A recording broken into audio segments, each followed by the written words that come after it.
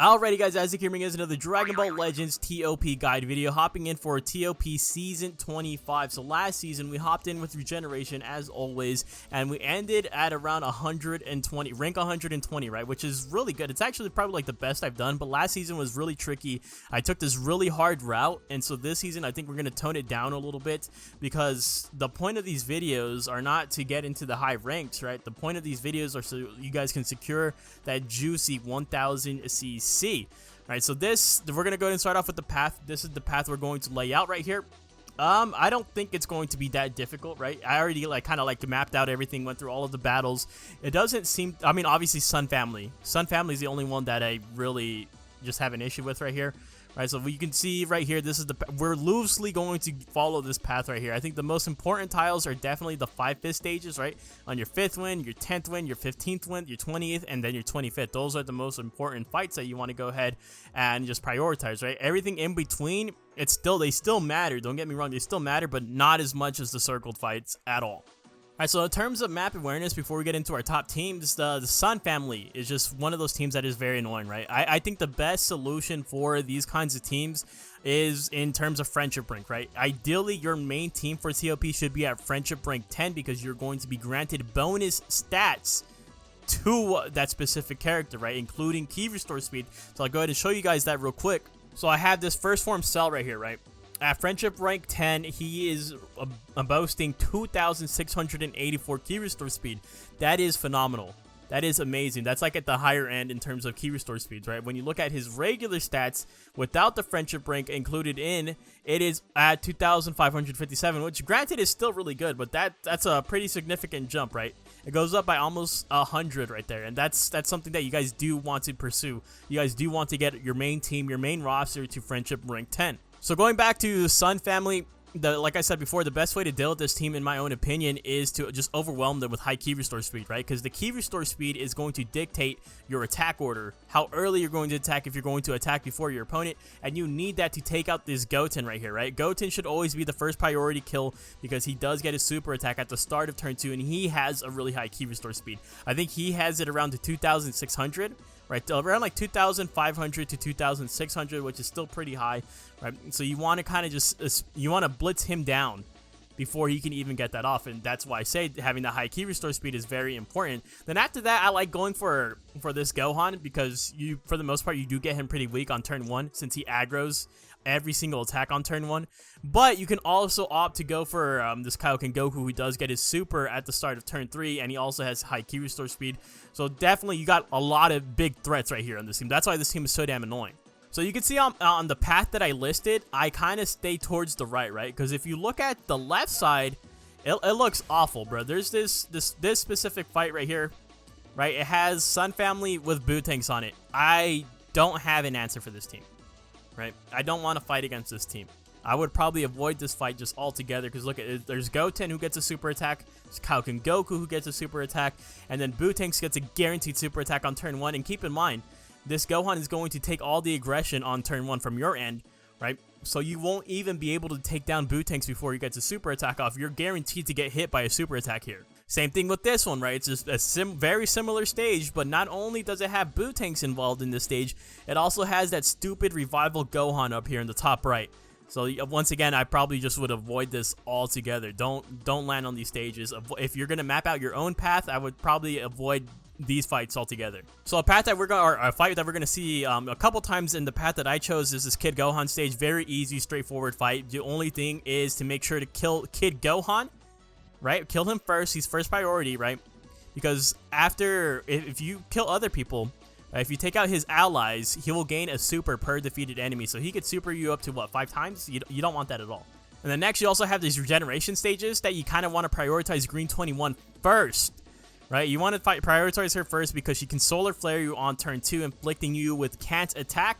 And then after her, you can kind of just go whatever order you want, but do keep in mind this Piccolo gets his super attack on turn 3, so he is up there in terms of who you need to prioritize. And then after that, you just choose whoever. I like to say revival units, just all revival units in general for last, but that's just how I roll. If you guys want to do it differently, you go ahead and do so. I personally think taking care of the revival units at the end is the way to go. All right, so in terms of team, in terms of my top teams at least, I always had to put Regeneration right here, right? Regeneration seems infinitely safe, right? And I know a lot of people, I think the biggest critique that I've had on this team is with Ella Piccolo and with Bootank. So I'm going to address Bootanks first, right? I know a lot of people are kind of 50-50 with him because either I see a lot of people on the runs, he'll live the entire board, or he just straight up dies early on, right? And that's people coming to me saying that they have him at 14 stars. I don't even have him at 14 stars. I think I just get kind of lucky with him, right? Because I know a lot of people have him at 14 stars at Friendship Rank 10, and they're like, Azek, this dude just keeps dying, bro. I can't prevent him from dying, which is understandable, dude. Like, he's very squishy. So I'm going to go ahead and give you guys an alternative for him that I think would be suitable. I think that the best alternative is this Kamikolo right here. Right, because look at his key restore speed, 2,563. That's at Friendship Rank 2. Right, imagine if you had him at Friendship Rank 10. But obviously, I do feel like you do need a higher Zenkai level for him. Right, I only have him at Zenkai level 2, and I don't think he's in the USTR shop as of right now. Right, definitely correct me in the comments if I'm wrong or not, but he's pretty solid, I would say. I think he's pretty good. He doesn't have anything absolutely crazy, but he's a Zenkai unit. He has good key restore speed. I think that's worth it alone. And if not him, then I actually really like this EXL a lot. I've heard a lot of people say like, or just praise this guy overall, right? Look at his key restore speed, right? 2,634. That's only at Friendship Rank 5. Right, and then he has a buff against Android, which, I mean, it's kind of so-so, but he also has a buff against Saiyans, which you do see a lot of. He also has the Solar Flare, where he can inflict can attack for 1 turn on the at the end of the second turn, right? So instead of, so you kind of, I like this unit a little bit more than Kamikolo, right? Just because you kind of trade off the DPS, the damage from Bootanks, for a little bit more utility, where you're mitigating damage with this guy. But other than that, if you're really looking for replacements on this team in particular, I would definitely suggest, I always suggest this too, is just filter this out by key restore speed. Look at your Z tier units and look who has a high key restore speed. There was one season where I opted to bring in this this baby Vegeta, and it was a little bit rough because his Z ability does not cater towards regeneration, but just because of him having a supportive capabilities, right, restoring his own HP, and also just having an immensely high key restore speed, he still was able to work out right there, right? And then, honestly, a lot of people always want a replacement for this LF Piccolo. I do always advise this Demon King Piccolo, right?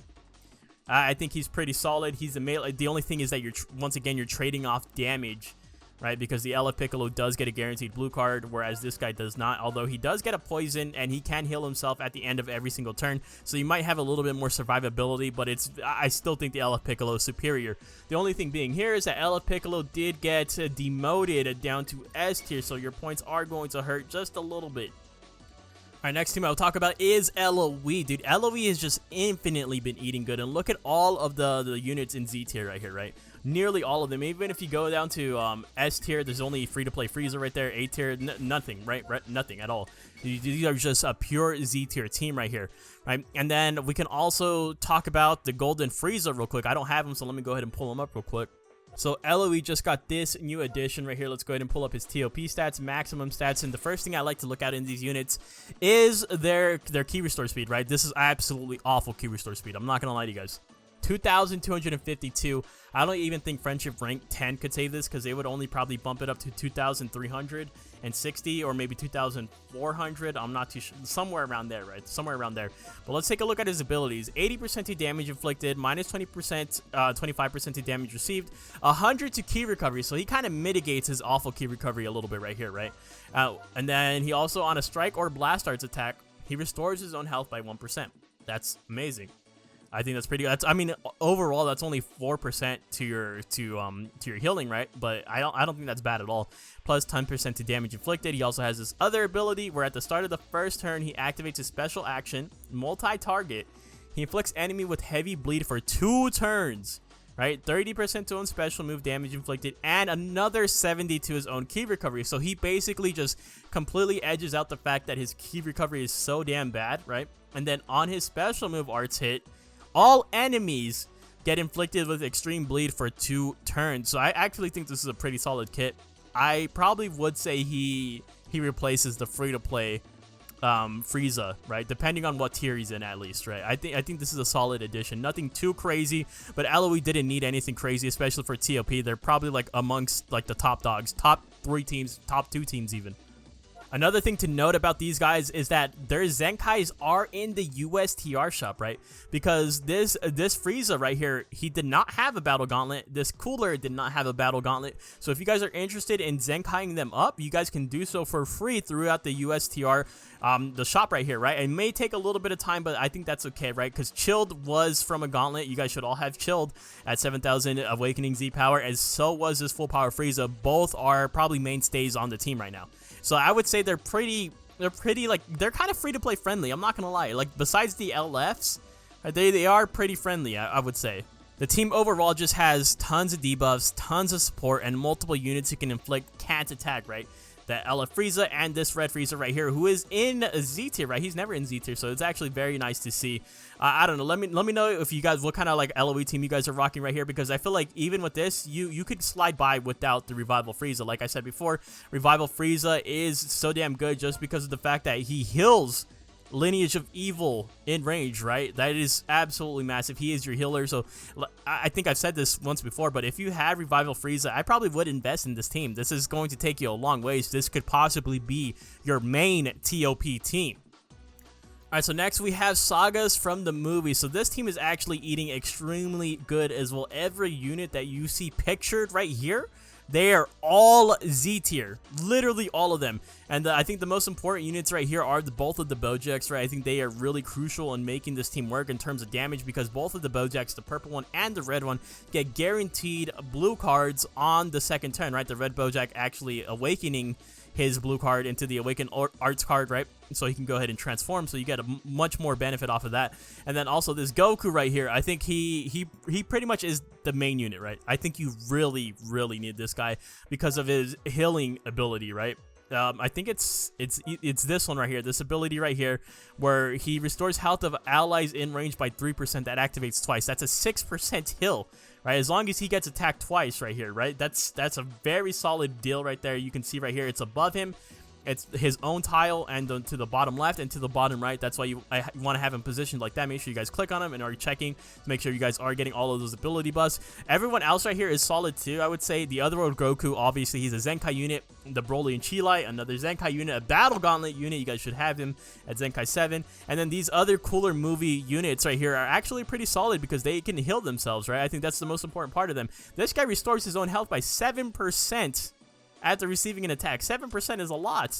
It is actually a lot. And then this guy, he also he heals himself, right? After after receiving an attack, own health is 50% or below, he'll restore it by 10%. So not that great, but still I would say it's pretty solid overall. You could even slide this guy on there for extra tanking, right? Just because he does fit onto the Sagas for the movies, although he does not buff it. He only buffs Sun Family and Tag Hybrid Saiyan. But you have a lot of options right here. And again, if you guys are desperate for those for replacements, make sure you guys are checking what units have high key restore speed, right? Because that's going to help you out a lot.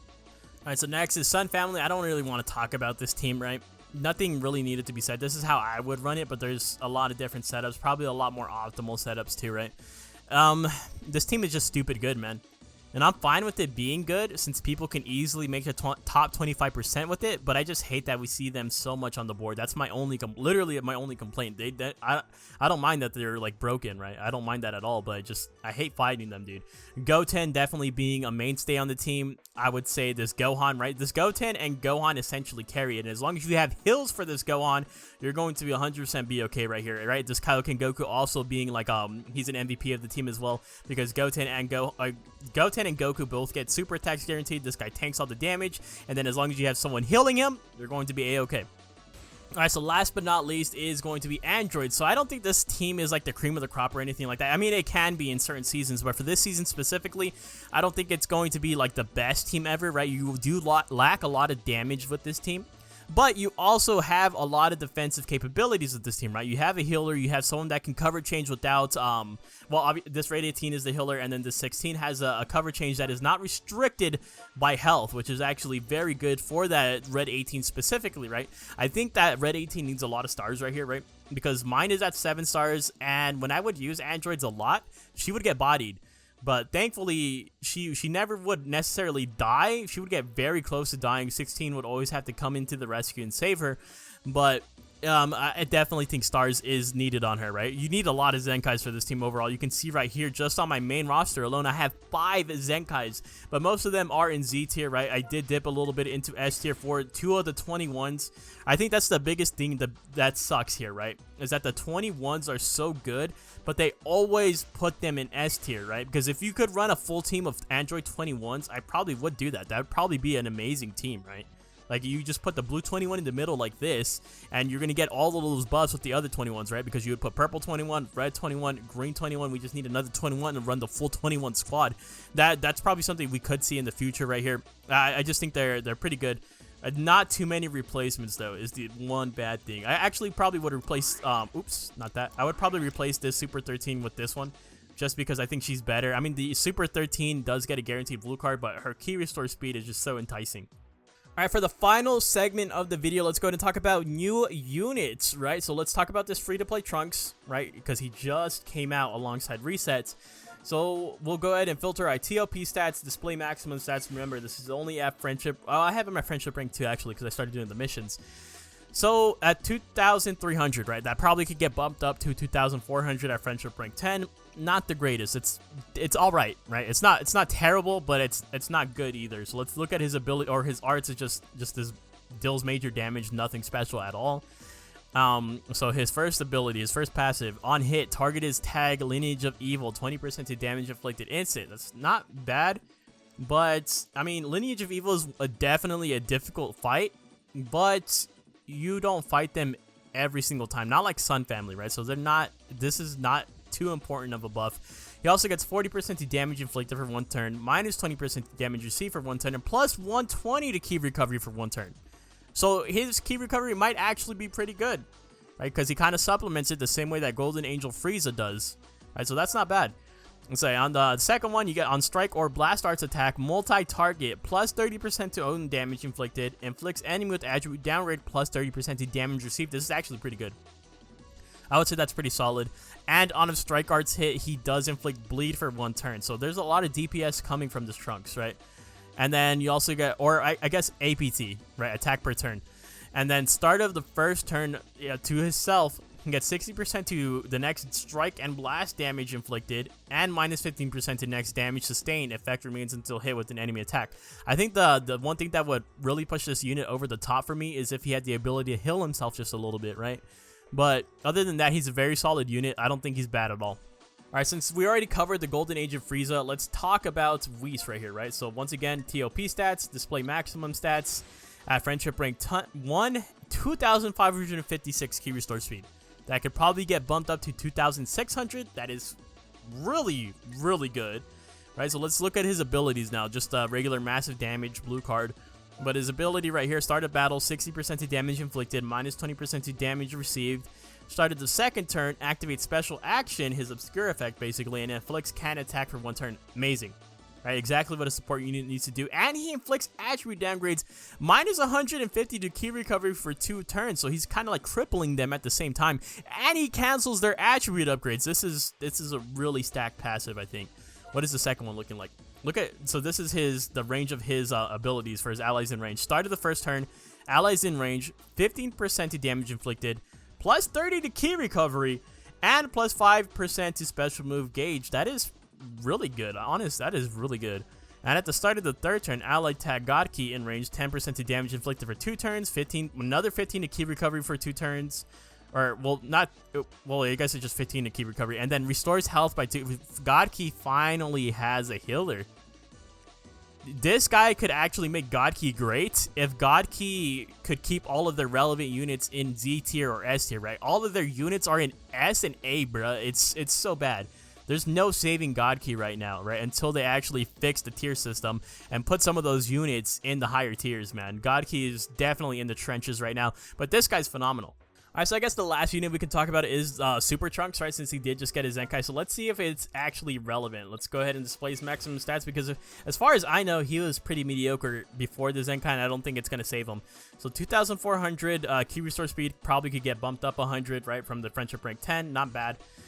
His arts are just deals major damage. So his first passive, start a battle, 60% to strike damage inflicted, minus 20% to damage received.